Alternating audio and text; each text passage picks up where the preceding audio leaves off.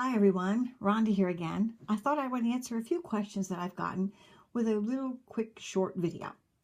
I've been asked what size thread and crochet hook I use and also what size beads. I'm going to show you this project that I'm working on right now. This is made with all size 11 seed beads, and as you can see, because the beads are laying flat, I am doing the slip stitch bead crochet method, and I am using a Clover size, I think it is a size number, yes, a size number 8. It's upside down.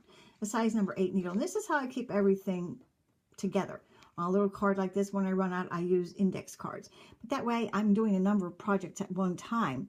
I have them all kept separate. Here I'm using the Lizbeth thread size 40.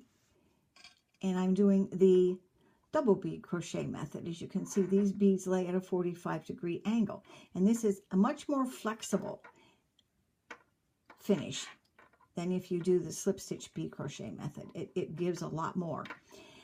And I'm using size 11 seed beads here. I normally use either size 11, size 10s.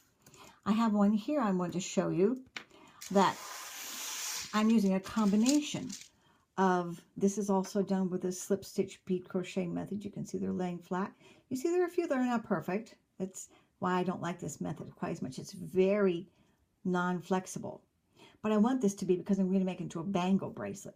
But here I'm using size 8. These dark blue beads are size 8 and size 11s in here.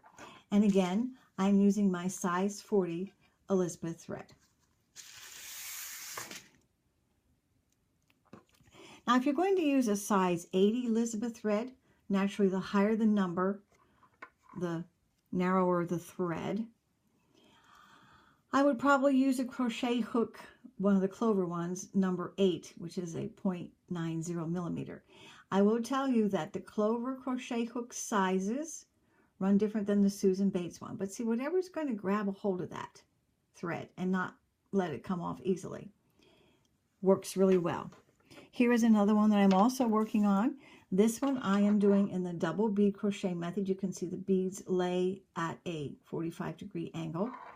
And these are, I buy them in a hank, these beads. These are size 11 beads. These in here. So are the gold ones. So are the black ones. And I'm using the Clover crochet hook number 6 on this one. Whatever crochet hook I'm not using, I use, and I do a few rows, and if I don't like it, that it's too loose or too tight, whatever is really going to work. There's not really a great rule of thumb, I don't think. Probably someone else will say, yes, you have to use this with that, but I wouldn't necessarily. I also wanted to answer the question about as to whether the slip stitch bead crochet method changes the way a design looks, and actually it does not. I bought this, and you can see this is done with the double bead crochet method where the beads are laying at a 45-degree angle.